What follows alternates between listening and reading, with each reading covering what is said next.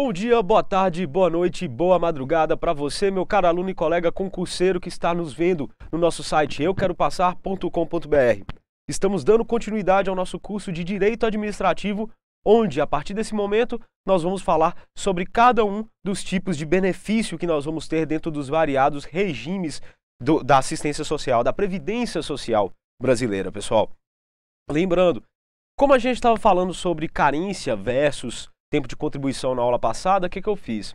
Eu peguei um benefício que é bem puxado dessa questão de carência e de tempo de contribuição, porque ele não precisa nem de um nem de outro.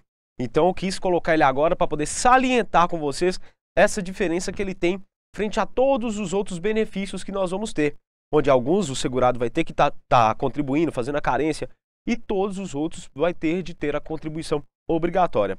Menos nesse, que é o benefício assistencial ao idoso e ao deficiente, que também é chamado por muitos como aposentadoria especial ou até mesmo pelo nome da lei que gera esse benefício. Então, muita gente vai falar para você sobre esse benefício chamando de LOAS, ok? Então, nós vamos começar agora a nossa aula sobre o benefício assistencial ao idoso e ao deficiente, também chamado de aposentadoria especial, também chamado de LOAS, pessoal. Então, vamos lá. Qual que é o conceito que a doutrina vai trazer para a gente, pessoal?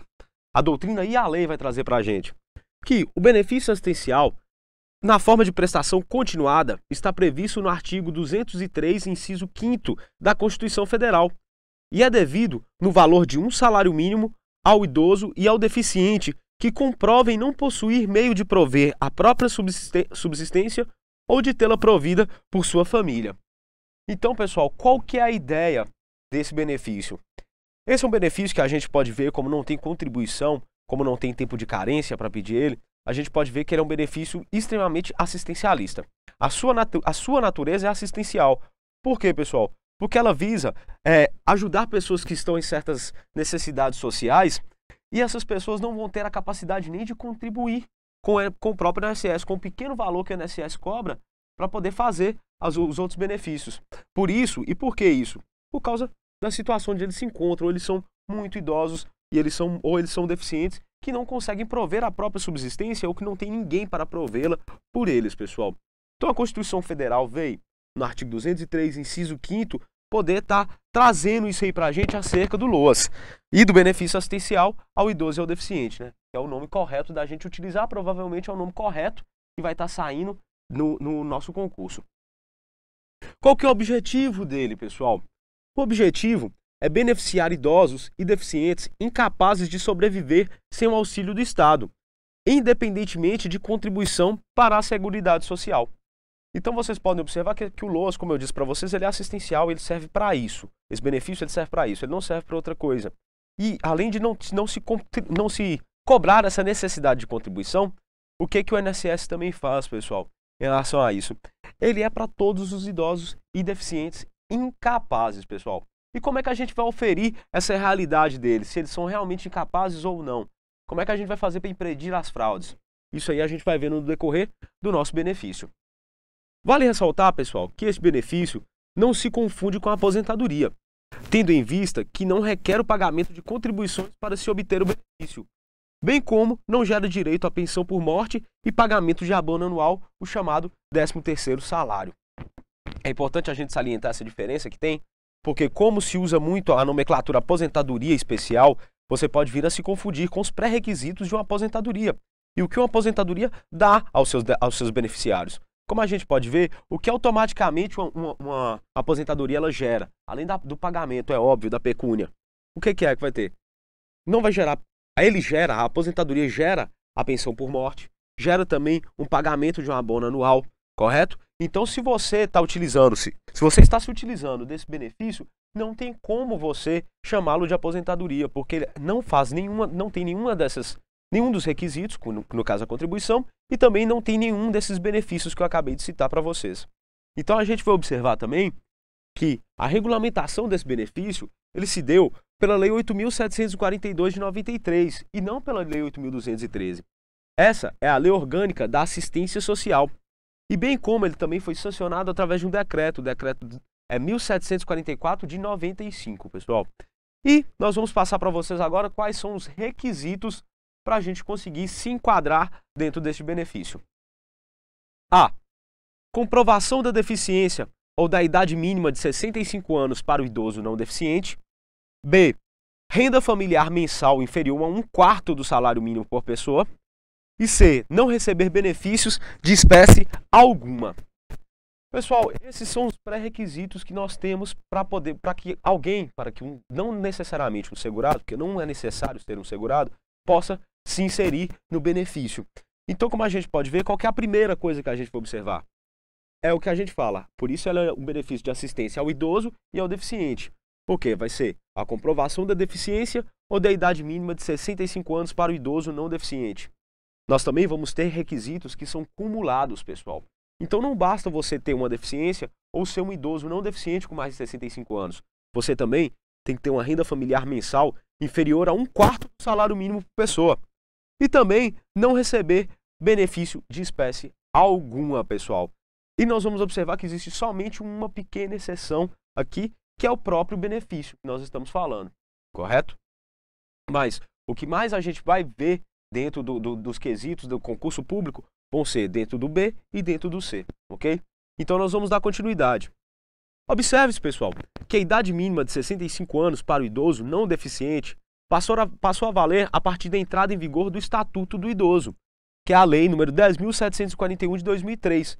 Então ele começou a valer somente a partir do dia 1º de 2004, correto? Então antigamente essa questão da idade mínima era a idade de 70 anos, pessoal. Somente então com 70 anos que eu poderia me valer deste benefício. Então veio o Estatuto do Idoso. O Estatuto do Idoso veio e colocou que o idoso seria quem? Aquela pessoa com 65 anos.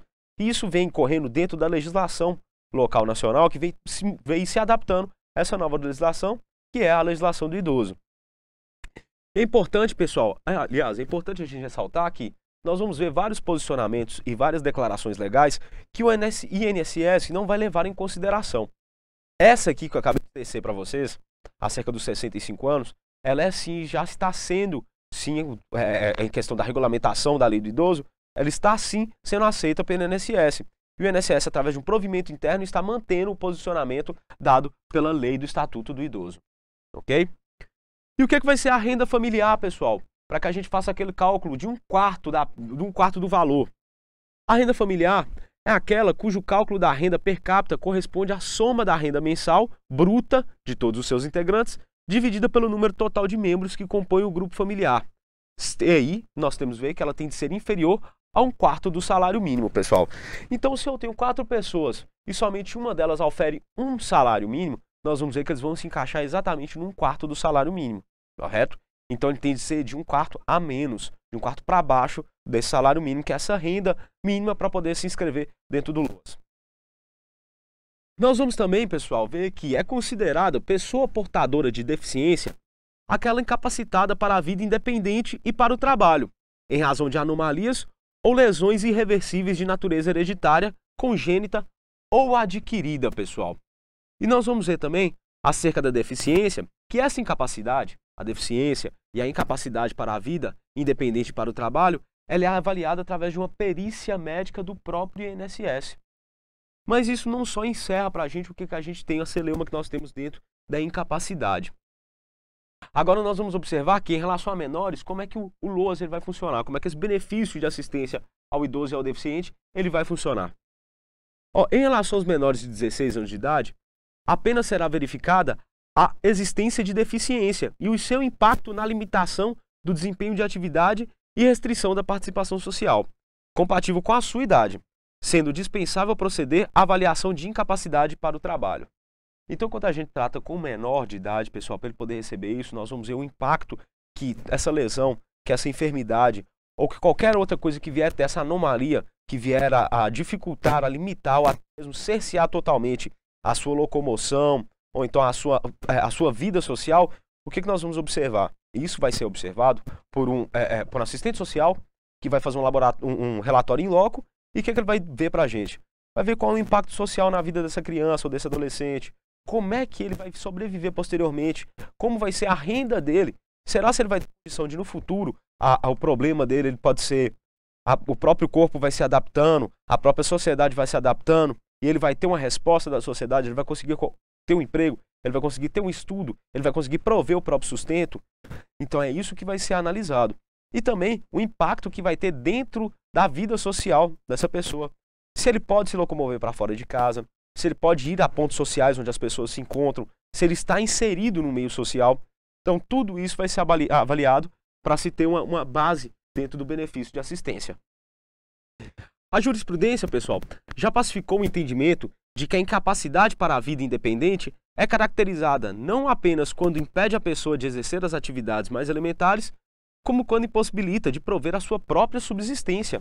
Então nós vamos observar que esse impacto social, esse impacto que nós vamos ver posterior na pessoa que é dependente, na pessoa que tem uma deficiência, tem uma anomalia congênita, tem qualquer coisa desse tipo que impede ela de exercer o seu corpo com uma boa função, o que nós vamos observar, pessoal?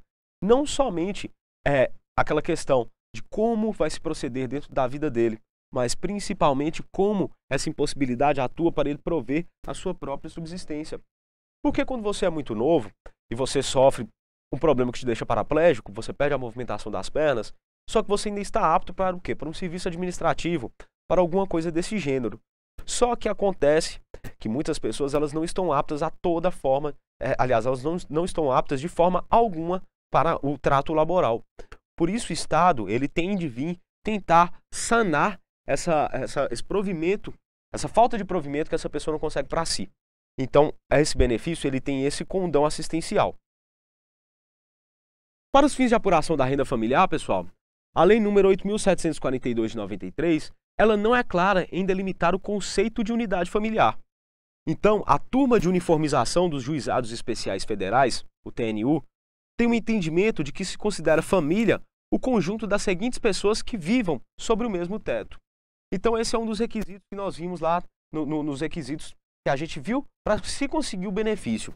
E nós vamos observar aqui o que vai ser uma célula, uma unidade familiar dentro do TNU, dentro da turma de uniformização dos Juizados Especiais Federais, pessoal.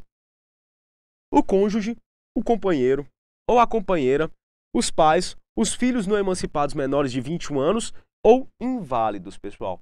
Então, repetindo, nós vamos observar quem são as pessoas?